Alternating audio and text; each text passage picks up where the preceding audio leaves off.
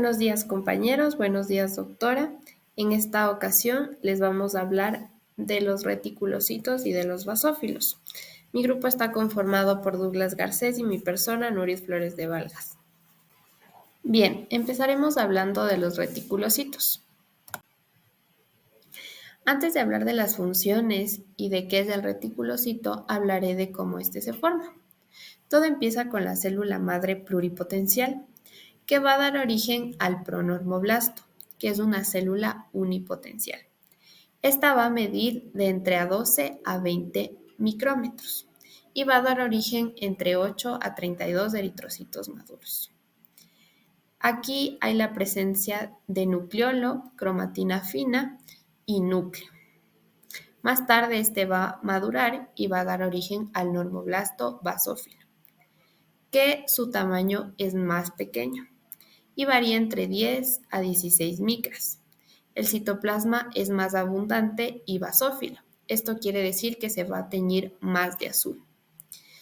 Asimismo, el núcleo muestra un engrosamiento por la cromatina y va a haber una ausencia de nucleolo.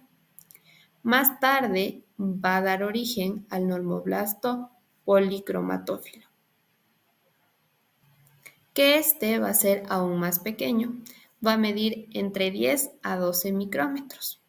Aquí la cromatina ya es irregular y casi aglutinada por completo. El cambio más característico de la célula en esta etapa es la presencia de un abundante citoplasma azul grisáceo y la síntesis de grandes cantidades de hemoglobina. Es por esto que el nombre que toma es de policromatófilo, que se deriva de la apariencia de su citoplasma. Una vez maduro, el normoblasto policromatófilo va a dar origen al normoblasto ortocromático. Este va a medir aproximadamente entre 8 a 10 micrómetros de diámetro. El núcleo, el cual ocupa más o menos la cuarta parte del volumen celular, que ya casi es ausente debido a que la cromatina está muy condensada.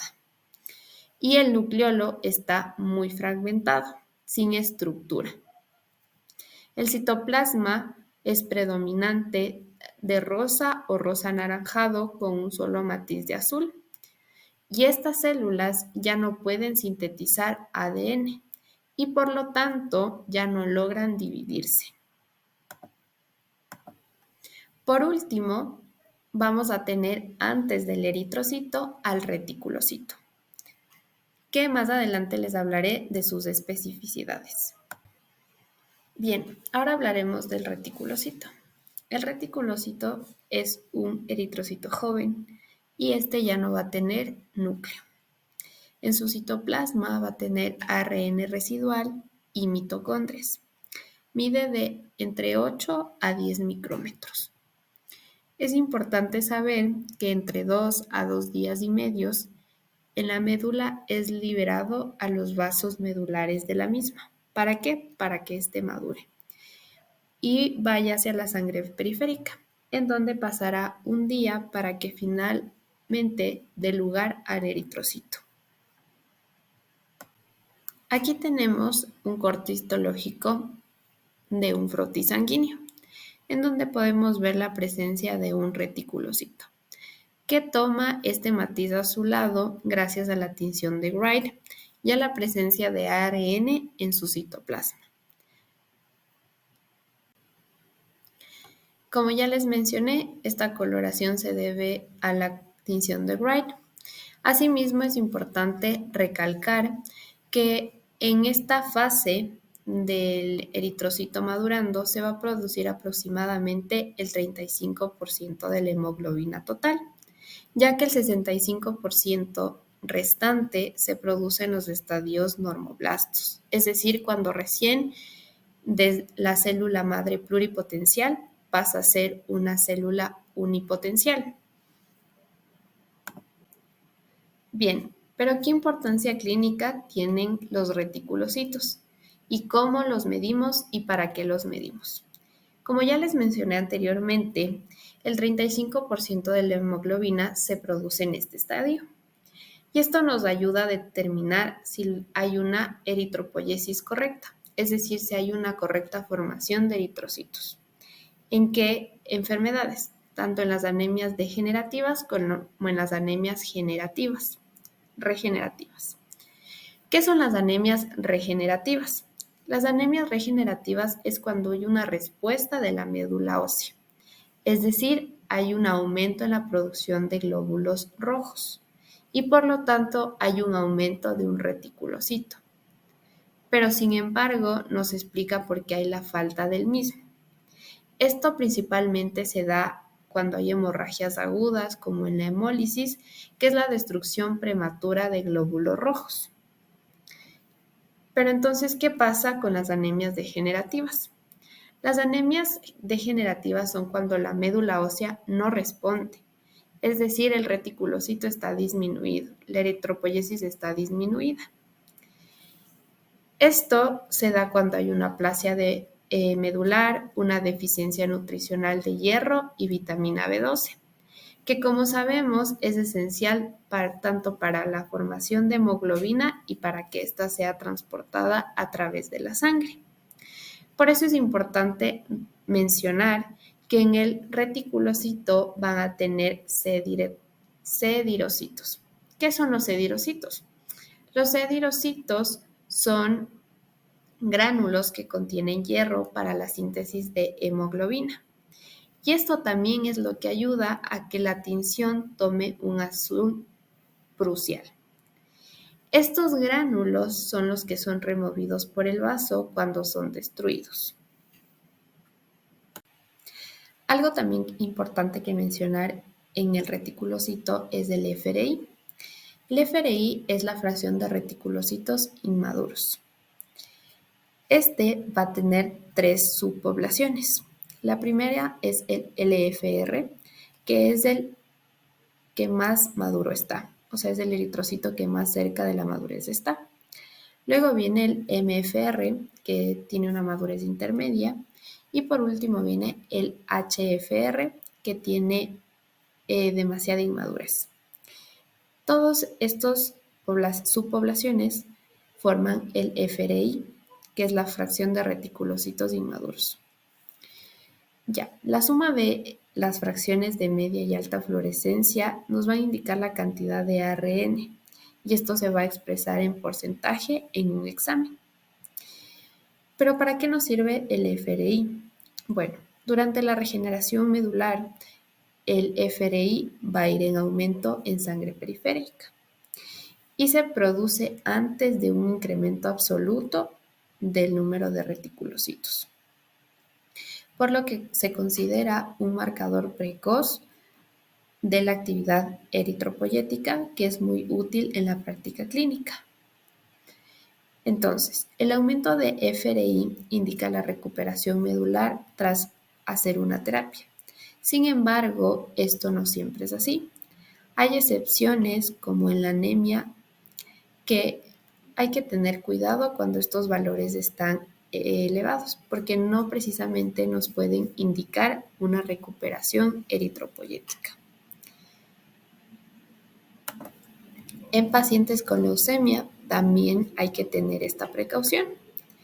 Y otro punto importante es en la insuficiencia renal crónica acompañada de anemia, que aquí también se va a utilizar la fracción de reticulocitos inmaduros para ver la disminución de los niveles plasmáticos de eritropoyetina.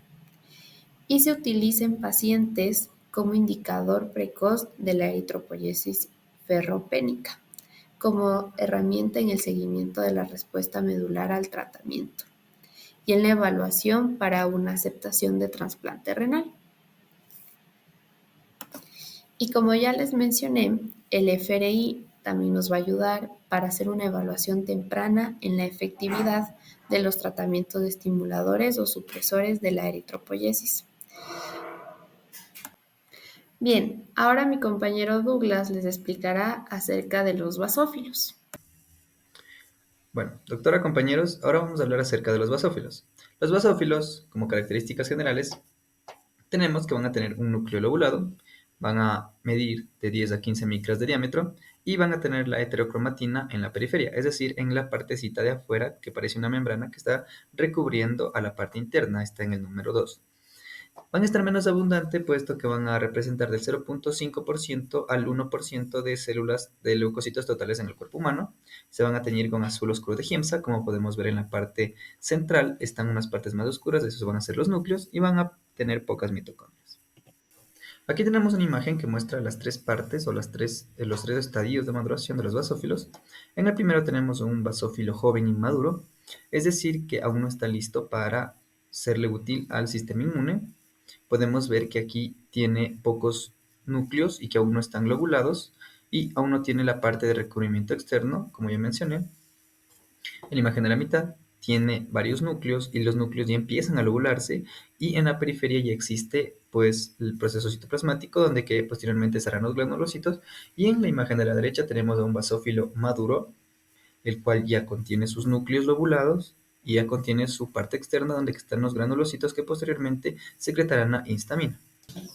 A continuación, las características de los basófilos es que en su estructura va a contener heparina, que es un anticoagulante, la histamina, que es un mediador inflamatorio, como sabemos provoca vasodilatación, y el factor de activación de plaquetas. Estos basófilos se van a asociar a alergias, a hipersensibilidad e infecciones prolongadas. El aumento de basófilos en el organismo se va a denominar basofilia y su disminución se va a denominar vasopenia.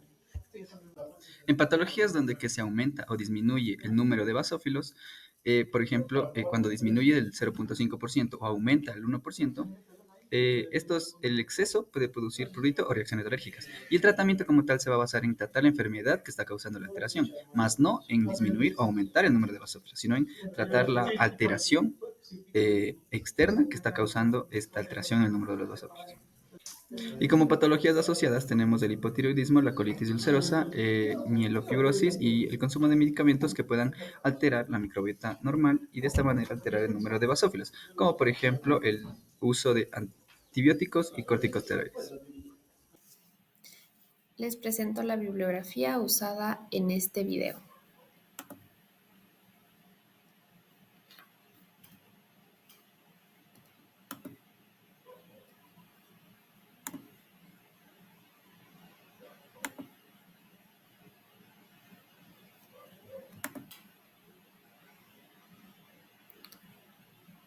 Les presento la bibliografía utilizada en este video. No.